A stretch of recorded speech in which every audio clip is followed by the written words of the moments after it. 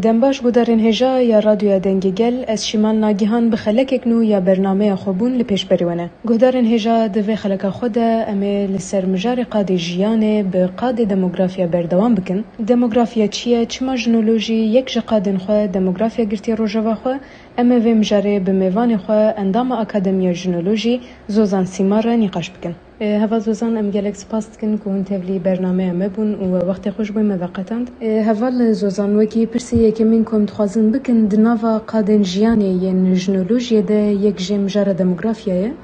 مجاره دموگرافیا چما جنولوژی خستیه روجوا خو؟ دموگرافیا وک قد کی جنولوژی دیار کرن گلک سدمه و هنه اساسا مرو و پرسه ترس بپرسه چما دموگرافیا حتی نها وک قدا یعنی زانستا جنان نهاتیه دست کردن جبر که پولیتیکای دموگرافیا امدما دبیجن دموگرافیا بخواه زانستا نفوسه yani hejmara şeniyan لولاتی که چقاس مروجیان دکه لعرده که چقاس مروجیان دکه زانسته که گریدا ایوانه ام دزانم که دیرو که ده حتی نهاجی دیار کرنا هجمارا انسانان دا yani لعرده که چقاس مروجیان بکه پرانی siyaseta devletan ye yani dema şer siyaseta devletan یجبو کدام روان بخواه پرانی لسر بنا هاتیه دیار کرن اری انسانان دما کو زاروک چه کرنه دما کو هجمار خو زده کرنه وک همو زندیان جبو دوام کرنا نسل خو نفش خو زده کرنه یعنی او ارمانجه کی مرو دکاره بهجه خوازاییه لی او تشتی که خوازاییه علیه دولتان دا علیه اولو باوریان دا علیه سیاستن یه دستلاتاران و hatiye şuxlandın ku jibo kesin ku jibo han koletiye bike kar bike u heman deme kesi ku jibo şerin devletan da veka asker ciye xwe bigire leşker ciye xwe bigire li ser vîna hatiye diyar kirin ku gelek zarok çekin ya jî kem zarok çebikin em dibinin ku yani li çanda xanedantiye heta niha yani mirov vek pevajoyê ki نزدیکی 5000 سال جدی کار به بنرخینه روح میکو زاروک چکرن یا جی چبوینا زاروک بر پسیارتیا و ل بدن جنه دا چیده به لی ام دبینیم کو بریارا و نل دست شناندایه یعنی ام دکارم بیشن کو روح میکو بر پسیارتیا چبوینا زاروک علیه بدنی دا علیه بر پسیارتیان کو حتی زاروکی که مزند به هر چخاص لسر جنان بکته لجنان ما في خوي بريار قرتني و بريار داينا خاكو زاروكان تشيكن تشينيكن تشان زاروكان تشيكن مجوا او ما في لدس جنان هاتيه قرتن جبر وجه دمو كام دبيجن ديموغرافيا وك قادكي جينولوجيه ام دخازن يعني نل غوري بيوستين دسلات تاريه نغوري بيوستين سرمایه داریه بریار براستی لدست جنان da be yani jin diyar bakın ku zarokan çekin yan çenekin bibindayık yan ne bindayık ev ne gori kefa zılaman ne gori kefa malbatı ne gori kefa devletan vere diyar kırın gredayı ve gelek dış tenecüber ku yani tukada tendürüsti bigire hatta siyaseti hatta aboriye gelek mijar gredayı demografyene jber ve sedemeji اموک قادکی جنولوژی دموگرافیا دگرن دست پولیتیکای دموگرافیا رخنه دکن چاندکی نوی زاروک آنینه یا جی زاروک نه آنینه بریاردایی نوی ام دخازن و دست جنانده به وکی پرسا دویمین که ام دخازن بکن پولیتیکای دموگرافیا یا کل همبری جنان تن بکار آنین چنه باندوری کی چوا لسر جن و لسر جواکی دداوا کرن پولیتیکای دموگرافیادا gelek dış teneku mrovli ser tahlilan peş bixinen seri da bigredayı çanda xanedanti yani malbata babıksalar çebuyuna zaroki ki aidi mereki buyunavi dibe sedemoku ev mer yani ev kes yani jbo peşaroja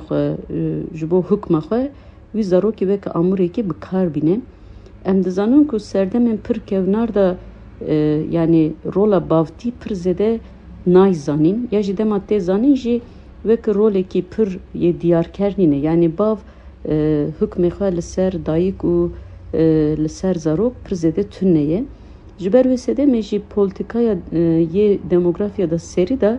yani zarok ji kîjan zilamîne zarok aîdî kîjan zilamîne ew wekî pirsgirêkekî derdikeve holê ji ber ku jin her tim dizanin ku zarok ji kê çêbûye yani dayîk diyar e ama bav ji bo diyar bibe serî da sînorkirina yê tevgera jinan çêbûye yani dema tevger dibêjim yani jinekî biçe ku derê bi kêra bax ve bi kêra neax ve kîjan zilaman ra rûne peywendiyê xwe bi kêra çê bike kê hez bike kê hez neke bi kêra bizewce yani vana hemû hîn dema ku malbata bavoksalar çê dibe ji bo bikaribin bav tespît bikin sînor ji bo jinan datînin yani ji bo wîna jî hepiskirina jinan yê malê aliyê yani gelek mijarên ku girêdayî bedena jinê qapatkirin sînorkirin peywendiyê jinan qutkirin jin û zilam li hev de dûrxistin yani hem aliyê bav da hem aliyê mêr da hatta aliyê kesên yê malbatê yê jinê jî sînorkirina jinan yek armanca xwe ew e ku ji bo bav diyar bibe yani yek gava yekemîn mirov dikaribe vîna bibîne yê gava duyemîn ew e ku jinekî dema ku zarok neanî ve jinê wek jinekî kêm wek jinekî seqet wek jinekî nay xastin dayîne diyar kirin ew heta roja me îro ji navcivaka me de jî bi bandore yani jinekî ji ber gelek sedaman sedemên tenduristî dibe sedemên xwastek dibe ya jî bi gelek rewşên cuda hinek jin nabin dayîk naxwazin bibin dayîk ya jî nikaribin bibin dayîk yani ew gelek sedemê wê hene lê jina ku nikaribe zarok bîne wîna wek kêm dîtin wîna wek seqet dîtin jî girêdayî polîtikaya demografyayê ji ber ku yani malbata bavoksalar bi çanda xanedantî nirxê jinê ew e ku ji bo zilaman çiqas zarokan tîne niha zarok anîn jî tenê terê nake gerek gelek zarokan bîne û zarokên kur bîne yani pergala desthilatdariya mêr li ser jinan ferz dike ku zarokan bînin zarok jî anîn yani gelek zarokan bînin û zarokên kur bînin yani tenê yekek jî terê nake ji ber vê sedemê jî ew ji bo jinan dibe zextekî gelek mezin ku gava duyemîn de jî hêvî li jinan tê kirin ku bedena wan hebûna wan ji bo zarokanînê ye dema zarok jî neanîn qîmeta wan tune ye hebûna wan tune ye ji ber wê jî tanzîmekî wisa yani nêzkatiyekî wisa hatiye diyar kirin ku jinekî zarokekî neyne ve demê zilam dikare jinekî duyemîn sêyemîn bîne hatta dema jin zarok bîne jî wîna têr nabîne yani zilam ji bo gelek zaroka wî çêbe ji bo aşîra wî qabîla wî malbata wî berfireh bibe gelek kurên wî çêbibe yani bi çanda yê wek sê çar jinan ji xwe re digire ku bikaribe laşê wan jinana ji bo desthilatdariya xwe bi gelek hejmarekî zêde kur bide çêkirin bikartîne piştî wê jî em çi dibînin ew malbata bavoksalar desthilatdariya mêr dibe wek polîtikayê dewletan yani dewlet jî gorî ewa xwe rewşa xwe ya siyasî aborî biryar didin ku li wê civakê de gelek zarok werin çêkirin ya jî çêbûyîna zarokan were kêm kirin niha em dibînin ku li gelek welatan yani ji bo dewlet nüfusa xwe zêde bike hewl dide ku yani jin kar nekin jin li malê bin jin emrê piçûk da bizewicin û heman demê yani malbat mafê mêr gelek zêde dikin ku jin tenê li malê da karê malê bikin xizmetê zilam bikin û gelek zarokan bînin yani taybet devletên faşîst yê şovenî de mirov wîna baştir dibîne ku ji bo nüfusa xwe zêde bikin mafê jinan dest jinan digirin mesela mafê yê zarok ji ber kirin bi avayî tê rakirin karkirina jinan ji bo wê tê qedexe kirin sînorkirina jinan ji bo wê tê çêkirin yani vana hemû em dibînin ku girêdayî polîtikaya demografyayê lê hinek li welatan jî ters wê yani aksî wê rewşekî heye yani ev jî taybet jî welatên feqîr jî li ser wan zext çê dikin ku mesela devlet Avrupi yektiya netevi velatin veka Afrika velatin ku aliye abori da gelek revşavan xirabe ji bo ev zarok çênekin yani ji bo vîna sînor datînin her dema ku zarok zêde dibe gorî vîna alîkariya ku didin wan derana kêm dikin yani bi wî avayî em dibînin milekî da ji bo zêdekirinê jî ji bo kêmkirinê jî ev hemû biryarên siyasî yê dewletan vedigere ji bo jinan gelek xeteriyê mezin dide avakirin. Yani vî milî de polîtikayê demografya sedîset jiyana jinan bandor dike. Tenduristiya jinan bandor dike, huquqa jinan bandor dike, aboriya jinan bandor dike. Yani minakên herî balkêş yani îro aliyê teknolojiya yê zayînê jî gelek teknolojî jî pêşketiye. Yani em dibînin ku ew cihazê ultrason hene yani zayen da zarok diyar dike. Ji ber ku li Sînê li Hindistanê hejmar pir zêde ye gelek car mêze dikin dema ku ew zarok keç be wê demê malbat zext çê dike ku ew zarok neydûne. Ji ber ku li wan welatana polîtikaya demografyada dixwazin her malbat tenê yek du zarokan bîne. Li welatekî din jî rewşên tersî wê tê jiyan kirin û heman demê niha bi pêşketina yani aliyê teknîk yê tenduristiyê taybet jinên dewlemend jinên ku nexwazin laşê wan xirab bibe wexta wan tune ye ew hêkê xwe dişînin û welatê wek Hindistan wek Asya wek Afrika li wan derana jin şûna wan wek makîneyê zarokê ji bo wan zarokan tînin. Yani mêze bikin her milî da mirov dibîne li ser jinan zextekî girêdayê polîtikaya demografya çê dibe. Yani vana hemû jî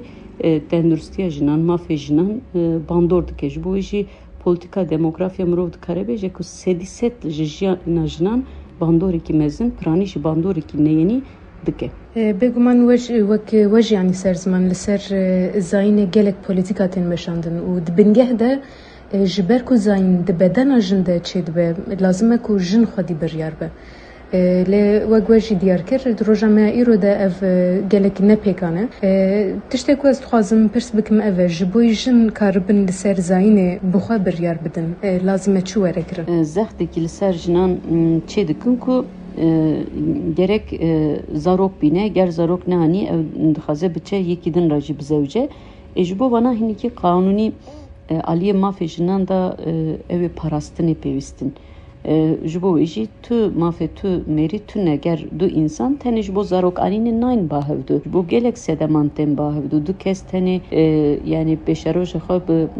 neslê xwe dewam kirin tenê bi zarok çê nakin bi tiştên cuda jî dikaribin çê bikin. Yani ev jî hinekî hişmendiya civakê da guhertinekî dixwaze. Yani em gerek wê guhertinê jî taybet çê aliyê çandî da bikaribin çê bikin. Yani li ser vîna pirtûkên werin nivîsandin, filmên werin çêkirin, stranên werin çêkirin gerek civakê de vê zanebûnê bide avakirin ku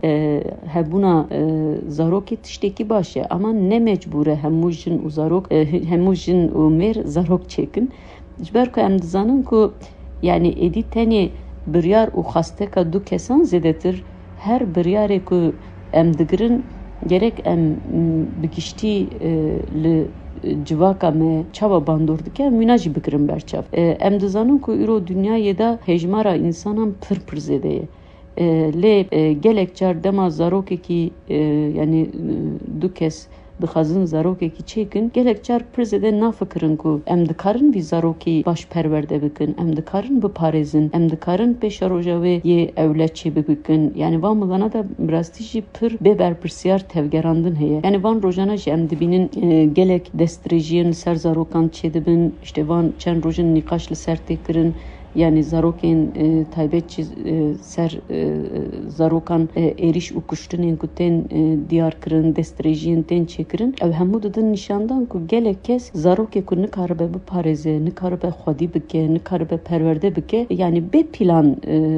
wî zarokê tîne dune. Ew rastî zulmek e. Yani mirov jiyana însanekî bi vê avayî nikaribe tune bike. Him jî dünyayê de hejmara însanan gelek zêde ye.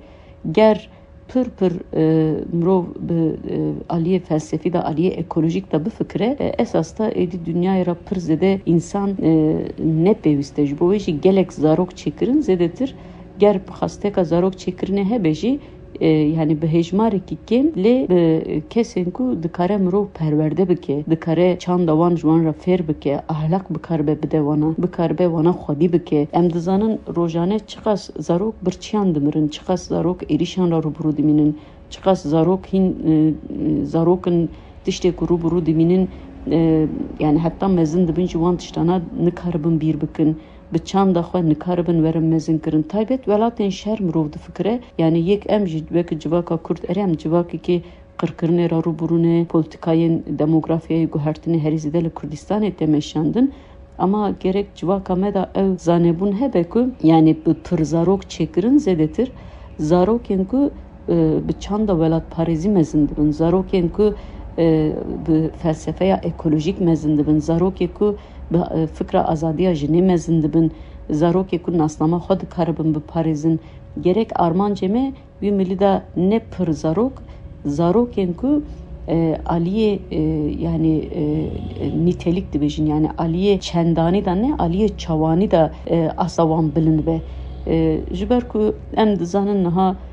40 milyon zêdetir Kurd hene ama yê ku nasnama xwe xwedî derdikevin, yê ku bi şert û zûrûfên ewlekarî, tenduristî û